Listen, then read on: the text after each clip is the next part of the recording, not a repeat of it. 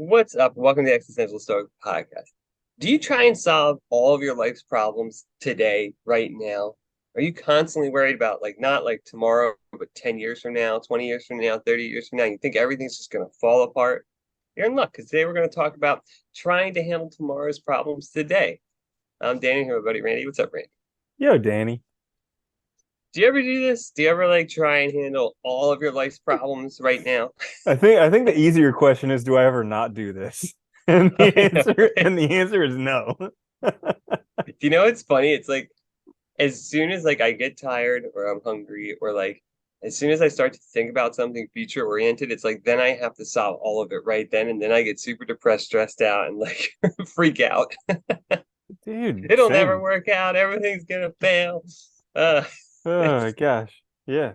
And it's like literally like as soon as I wake up in the morning, I start trying to figure out my whole entire life. And it's like, can't I just yeah, wake up one morning and just be like, it feels good to be alive. Let me look out the window. Instead, it's just like, it would be. why is my life not figured out? Why don't I have enough saved up for retirement? Why is it? Yeah, yeah. Why can't I do everything that I want to right now? Hmm. It's funny too, because I think we were talking about this. I think when we talked about the phone earlier this week, we're like the whole issue too of like why do we worry like this and what does it do for us? Like it's like funny because like like it is weird. Like it's like worrying about planning everything out. Like everything's gonna like as if we could even plan that stuff. We don't know what the future holds. Yeah, we all do it. I think we all stress about making sure everything's gonna be perfect, and we have no way of knowing anyway. Yeah, Nor can we even solve it today. worrying is like the craziest thing because it's never actually done what you think it'll do. Like worry has this promise that if you worry, if you suffer right now and worry, it'll solve your problems in the future. Just take a look back in your life. Has worrying ever actually done that? No, it's selling you a false No, bill of goods. And you just spend your whole day worrying, and then when the problem comes up, you still have to deal with it. I'm starting to think that either our emotions are counterproductive entirely, most of them, especially the negative ones, or I don't understand them at all. Yeah. That's those are my two thoughts. Yeah, I mean, it's gotta be because they're just so counterproductive. Like they lead Yeah, like for instance, fear is something that should be like generally with fear, what you actually want is right on the other side of fear. So if it was yeah, a helpful emotion, it would be something that drew you to it like a magnet, because it's like this is where the yeah. life that you want is. Instead, it does the exact opposite. It like pushes you away. And like worrying, you know, if it actually worked, it would be something that helps you overcome your problems. But it doesn't. It does the Right. exact opposite. Yeah, I wonder if it's like because maybe like these emotions were keyed in or tuned for like really different types of experiences, and we experience them for the wrong thing. Like for instance, like fear, like you think you see a snake, so you jump away, right? Which is a good thing. You should do that. But you shouldn't be afraid of success, right? Like those are two, that's like a different type of thing. Like maybe we just like we direct it in the wrong way or something. I don't know if that makes sense. Mm-hmm. Same with worry. Like, like I think I mentioned, like I can imagine like worrying being a good motivating factor. Like if you were worried about the crops failing and not having enough food for, winter for your entire community, that's a good thing to worry about. That's a good thing to maybe motivate you to take care of the stuff, and get it done to make sure that you don't like you're not lazy about it. But like worrying about like stuff I can't do anything about now in the future is not very productive or helpful. Yeah, Mm-hmm. it's weird. Yeah, nowadays there's so many opportunities to worry about everything.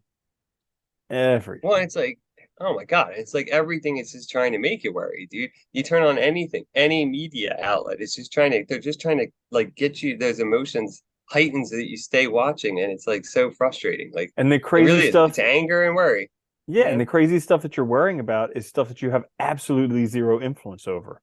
So it's like Oh God, not only is yeah, it something that you maybe worry about and then could have an impact on, it's stuff that you worry about and then have zero impact on. So what could make you feel like less capable than just these things that you yeah. have zero impact on? Maybe that's it too, right? Is that we've been trained to worry about stuff that we have so little effective power over that it's just making you feel powerless.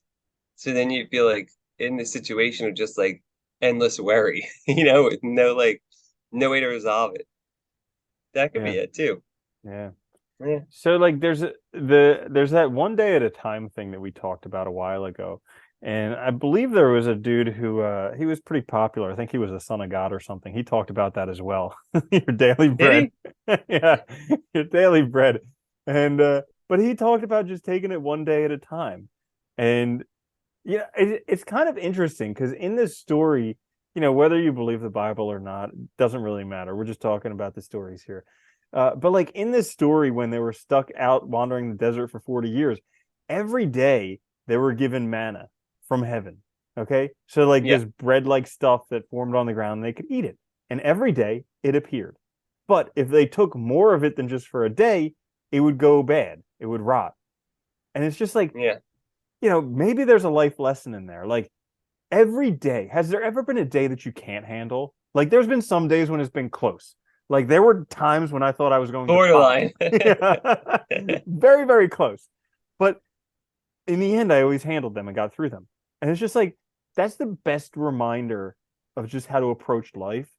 Because it's like there's an Alcoholics Anonymous thing called One Day at a Time, or just for today. Look that up on the Yeah. internet, just for today, Alcoholics Anonymous. And it's like such a great thing to read because it reminds you that like you don't have to solve all your life's problems today. All you have to No. do is make it through today. And like that's just such a freeing thing because every time I'm having a conniption because I need to solve all my problems right now and I can't, and I remind myself, nope, you know what? I just need to get through today. It just like all the stress just disappears. I'm like, of course I can get through today. I've got what, like 16 hours left? I can wing it for 16 hours and then go to sleep and we'll start over tomorrow. Yeah. Yeah. And who knows? Maybe tomorrow will be better, right? Yeah. It's funny, you mentioned that too, because like I remember like, when I was really struggling like, to do anything because I was like really depressed, right? Like all I would think about is like how I'm not gonna get this or that, or like this life's not gonna be happening, right? And then when I started focusing on just doing like one thing at a time, one day at a time, you start actually getting things done. And then all those future dreams become possible because you're actually making progress towards them. And that progress builds really fast when you look back on it over time. Like, if you look back over a year, you see so much gets done. That might not feel like a lot each day, but you're making progress each day, and that's what matters. So I think you actually get so much more done too when you actually focus on one day at a time rather than trying to worry about 20 years from now, 50 years from now, because the fact is you can't do anything to plan for that anyway. Mm-hmm. Yeah, and that's like, I mean, alongside depression, there was that Martin Seligman book, Learned Optimism, and also Flourish, where he talks about it as well, where they did experiments on animals and they showed that like if you just subjected them to an environment that they had no control over, and no matter what they did, it couldn't improve it, they got this learned helplessness, and it was basically identical to depression in every way. And when I have Yeah. been depressed in my life, it's because I felt like no matter what I do, I couldn't make an impact. Like when I Yeah. was severely in financial debt, I felt like there was nothing that I could do. I couldn't make an impact. I was like severely depressed. When I was about to marry somebody that I didn't want to, and I was like, there's no way out, I was learned helplessness. I was like, there's no way, there's nothing I can do. This is just like terrible. I can't do anything. And so like, but the one day at a time thing frees you from that because you can do something today. And like you don't need to figure it all out right now because that's just crippling in terms of like being able to have an effect. But like today, you can just do a little thing that'll make a difference, and that's a win. I think too is important about it too. It can make you sort of focus more on like what you actually have power over and what you can do now, and less about worrying about what society will think or others will think. Because I think that's a lot of times what happens. Like you mentioned the example of like marrying somebody you didn't want to, and that's a good example where like I think a lot of people fear that they're in a relationship they don't want to be in, but then instead of worrying about like what's good for them, they worry about like what other people will think, what will happen in the future. You know, am I doing something? Like, you start thinking about others instead of like what can I actually do now to address this problem that I'm facing. And I think that's like it's a total like mind fuck that messes you up, but it keeps you from acting, right? It keeps you from doing something that would benefit you and actually make things better. And for both people, arguably, in a situation like that, Oh because yeah. if you don't want to be in it, it's not going to be good for the other It person was either. it was the craziest situation because like I was doing what society said that I should do. I was becoming an adult. I was getting married, and Mhm. everybody loved her. Like my parents loved her, my friends loved her, And I was just like, but this isn't the person that I want to marry. And I just felt like completely trapped. And then I was talking with my brother one day, and he's like, dude, no matter what you do, I'm still gonna love you. And like all of a Yeah. sudden I was like, wait, hang on, I can end this and you're still gonna love me? Like, whoa, hang on. And it just changed everything. Yeah. And that's Mhm. the important thing because you realize that like that's not gonna like all those things you build up in your head are just imagination, right? It's just like your brain messing with you and keeping you from acting because you fear the unknown. I think that's what our biggest problem is. Like we fear what we don't know, and the future we don't know. So trying to worry about it is just impossible. But if you focus on now, you do know. Like I can predict now. Like if I do something now, I can kind of predict what's going to happen more or less today, at least. I might not know 10 years from now, but today I can. And I think that's why we need to focus on one day at a time. It's just it's impossible to know. And also it's like every day we're given enough to like handle today's worries. Okay. But then Yeah, when we yeah. try and worry about the future, not only do we have today's worries, but then we're putting another day's worries on top of it. And it's just like, great, now today I have to handle 2 days' worries or a lifetime of worries. Like, come on. I can deal with today's worries today. The rest of it, forget it. Experientially too, I've proven to myself time and again that I lack the capacity to handle that mentally either. Yeah. It's way too much, dude. It's horrible. Oh my It really God. is. Mhm. It's so it's just the it's funny it's funny because the more we talk about this stuff too, the more I just realize like we're such weird creatures We're that are so so broken. ill-conceived. Yeah. We're so broken. Like it's so funny. Like I feel like we all have like we have all these tools and like most of it is like not it's not like these complex solutions where you need to know like calculus or something to solve. It's like pretty everyday stuff, but like it just we forget it when we need it, or we get so focused on the wrong thing. And I think that's the other thing about like worrying about tomorrow's problems is you're just focused on the wrong thing. You really are. Like you need to like bring yourself back to like ground yourself back in reality of the present. And it's like I think this is our biggest fault is we live in the past or we live in the future. We don't live in the present. And it makes everything harder. Dude, and there are so many opportunities for like more worry. Like this happens to me all the time where I'll be Yeah. feeling good and I'll be like, "Oh, I have to like look up this thing on my phone or I have to contact this person on my phone." And then there'll be a message and I just get lost on that tangent for 5 minutes. And then I feel terrible because of whatever the message said. And it's just like I'll catch myself and I was like, I was 5 minutes ago I was literally just feeling great. What the heck happened? And it's just like I picked up my phone and now I feel miserable. What happened? Like where did this come from? Is it the phone's fault? Yeah. Yeah, it is. Yeah. It But I is think funny that happens though. Yeah, go ahead. I So, was gonna say like a helpful thing to do when you're feeling worried or miserable is to write down like what are the causes? What are the things that you're worrying about? Why are you feeling so terrible? Because oftentimes there's so much more than what we actually think. There's like layer upon oh layer yeah. upon like we're worrying about this thing now, but there's also the bigger worries and the even bigger worries and the even bigger worries and the other worries and the other and it's just like when you write them all down and you see them, you're like, geez, that's a lot of stuff to worry about. I don't think I should be worrying about all that stuff. No, perfect example, right? I remember with student loan debt, right? Like I thought that was the thing that I was worried about. But then when you really write it down and actually get some self-awareness and reflection, you realize it's also the fear that you're going to fail, that you'll never make enough money to actually live a comfortable life or be able to afford anything that's like considered normal in life or anything. And there's all these other things piled on top. And it becomes, and when you really look at it, it's like it becomes so overbearing that you can't even act. You just paralyze yourself. So if you just look at like, but if you look at today and you realize, okay, so what can I actually do now?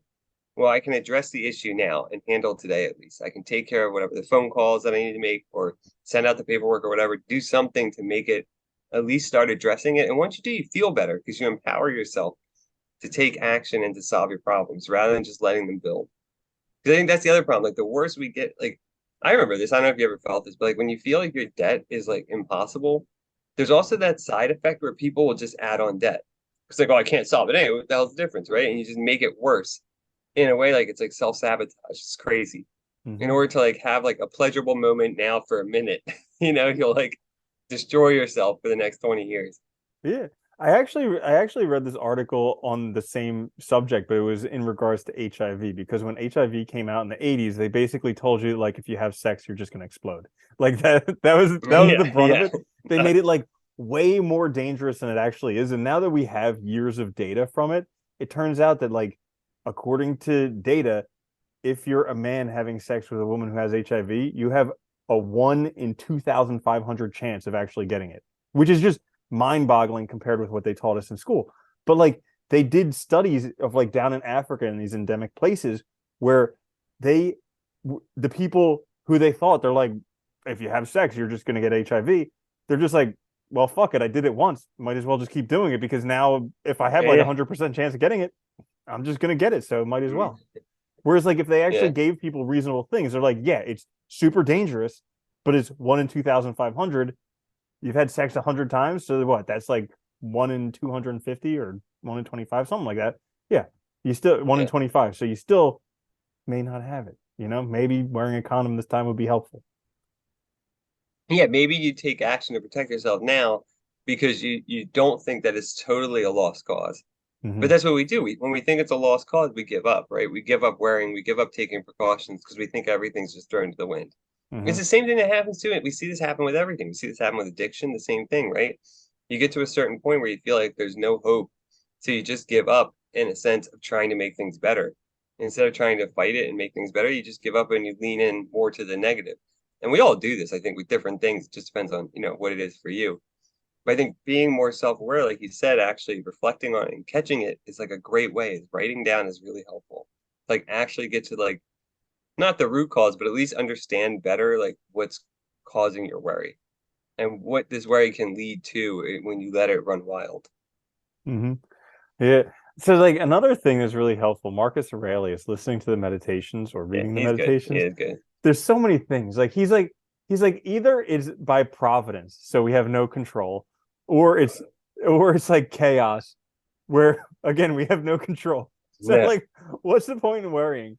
And then he says something that's like really helpful that again I have written down that I read pretty much every day, where it's like anything you want in life, and usually we just want to feel good. Like we want to be happy, we want to feel good, Yeah. we don't want to feel bad. Anything you want in life, you can have it now if you just let go of the past, have faith in the future, love what is, and act right. And it's literally like a simple 4-step thing. And even the last one is like, yeah, you should act right, but you don't even need to do that. If you literally just let go of the past, have faith in the future, and love what is, like you're feeling great. And that's it. Yeah. Well, I like the too. The act right thing is actually it's really important because I think like that's also just like doing what you have to now and not worrying about the other stuff. Like realizing what can I do now? What do I have control over? Like the Stoics, I think, really were onto something in the sense that like they were really focused on very practical things that affect all of us. And they had some really good recommendations, I think, that all of us could learn from. And like, the economy of control, Marcus Aurelius's point about living in the present, like all of that ties together about, like we all want to feel good and we all want to feel in control of our lives, but we don't have control over everything. All you can really control is this moment, this action, the next thing you do. That's really it. You can't control the consequences. You can't control what other people do with how they respond. So you have to really think about it in those minimal terms, and then you can start making that progress that you want to make towards the future, I think. Yeah, and also the acting right is going to ensure that you're going to have the good feelings coming in the future because acting Yeah. right is doing the things that generally will provide you with those good feelings. Like I remember there was this guy that I used to hang out with and he started contemplating doing criminal things. And I spoke with him Oh yeah. about it and I was like, dude, like don't do that. That's crazy. And he Yeah. was like, no, like I owe a lot of money. I need to do this. And, I was like, would you want someone to do that to you? And he's like, no, of course not. And I'm like, would you want someone to do that to your family? He's like, no, of course not. And I'm like, so then why are you going to do it? He's like, because I wouldn't do it to my family or do it to myself. I'm just doing it to other people. And I was like, what makes them any different than you? He's like, I don't know them. And I'm like, dude, the only way that you can guarantee this is going to happen to you and to your family and to your loved ones is by you doing it. Because if you just Yeah. extrapolate that to everybody else is doing what you do, then it's going to happen to you and your family. But if you don't do it, if you stop it, then everybody else stops it. It doesn't happen to you and your family. But he was just like so set on it. He's like, no, I would never do this to my loved ones, but I'm gonna do it. And it's just like because I don't know these people. And it's just like I was I told him, I was like, okay, we can't be friends. Like this is the last time we ever see each other. But Yeah. it's just crazy. Dude, that kind of thinking too is funny because people always think that way. It's like, well, if you're doing it, you're giving everybody else a free pass to do it too, basically. And you're going Yeah. to interact probably with people that are doing it. So you have Mm-hmm. no control over it. So yeah, it's insane. Mm-hmm. Yeah. But that's looking for a quick way out because you're worrying about way too much rather than looking at what's present and what's now, right? Mm-hmm. And you think your family's going to be happy with you when you do that stuff? Like it's nuts. Like No. it's funny. No. It's funny the way we try to address things though, but that's like when we get in those states of severe worry too, we act ridiculous because we start taking risks and doing things we wouldn't normally do just because we want to get out of a situation instead of really looking at like what the real problem is now and how can we address it. Yeah, So funny. there's that saying. There's that saying from somewhere in the Bible, like the thing I feared came upon me, and it's like literally when we fear something so bad, we almost inevitably do what produces that fear. Yeah, yeah, yeah. Like, we're our own worst enemy. Whoever designed us was Always. doing some crazy shit. Because like, yeah, Yeah. Dude, we uh, get in our own way constantly all the time. It is actually kind of like it's comical in a cosmic sense, you know? yeah, It really is. Yeah. It's funny too. The other thing, like when you do focus on the day, the one thing it's funny that like even the hard things feel good because you start getting these things out of the way and you have control over it. And like I think people really don't realize like how good it feels, even to do difficult things when you're choosing to do them and you do them. Like it just feels great getting it done.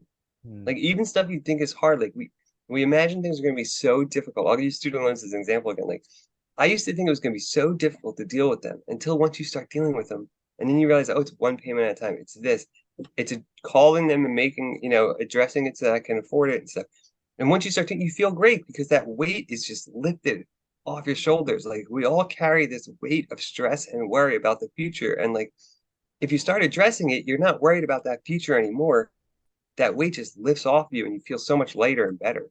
And you can focus on other worries. You can make more worries in your life, right? right? Yeah, you get room to make more worries. Yeah, You can uh, change careers at 40 and make way more worries. yeah, right. And it's a cold, dark night on this side of Everest, and Yeah, oh my goodness, always. It yeah. always is.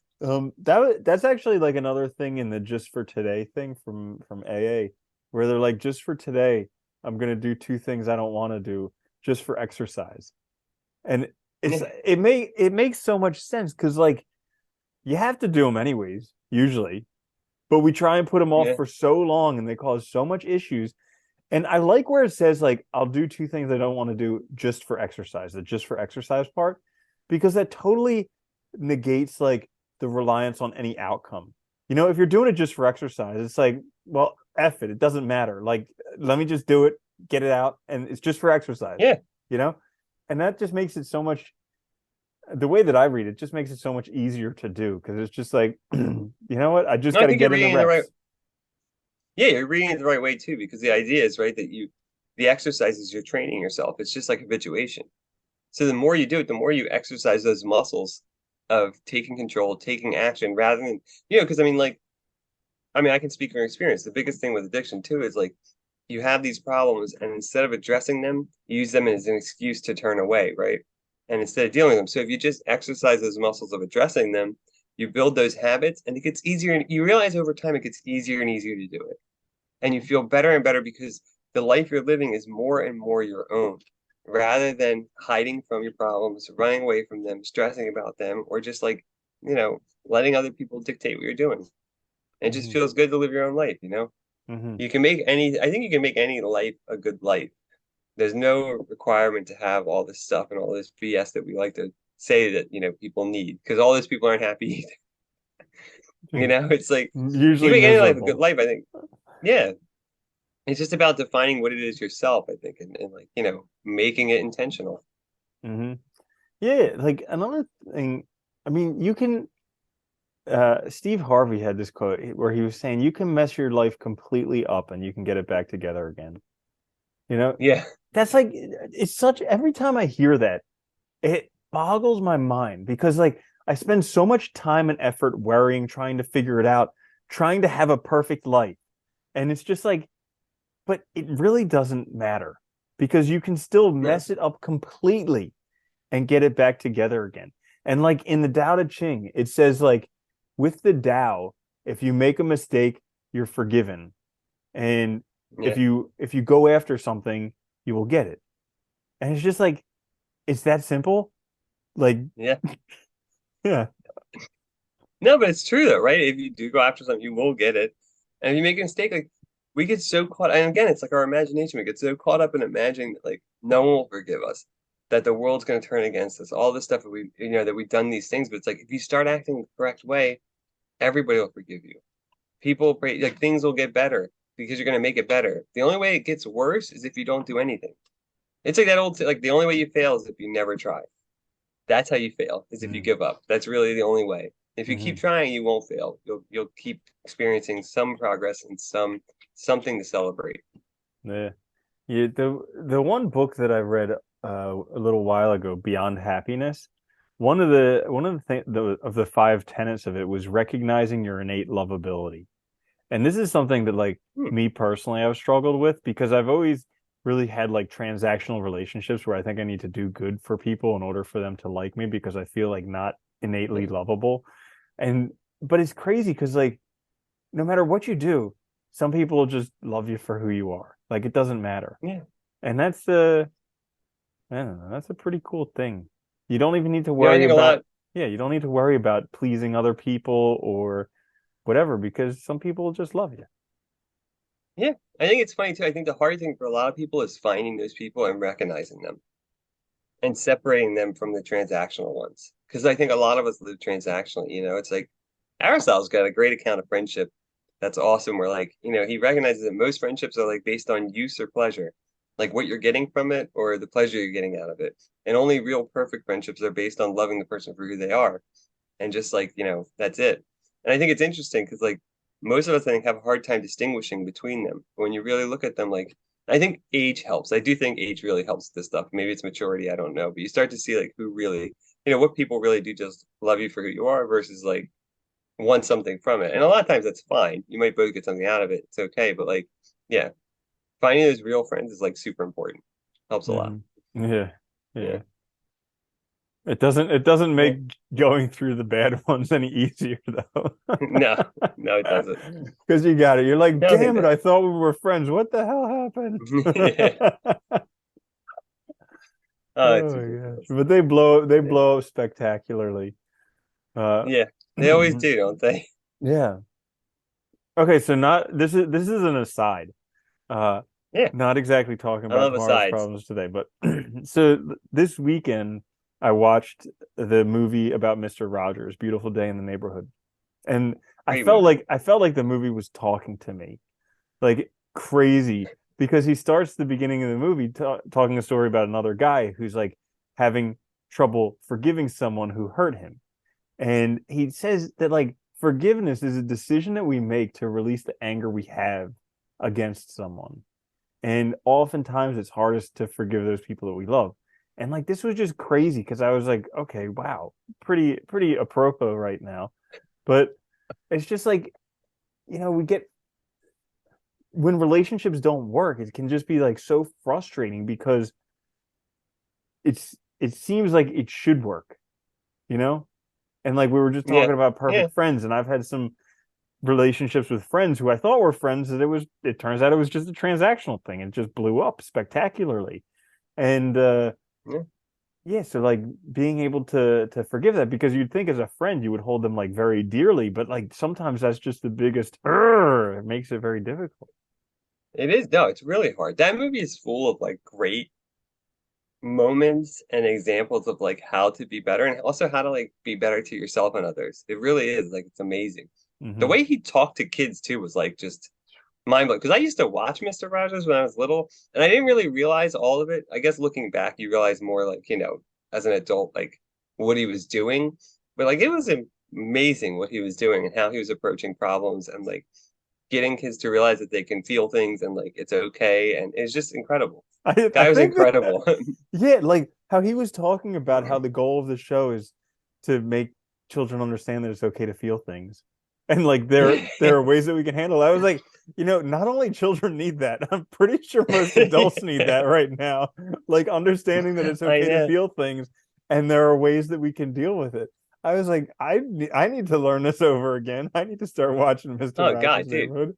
It's because like we aren't taught it at all, and nobody like it's like we I think we have this misconception. Like you always see, like like you see this on job applications all the time, like emotional intelligence.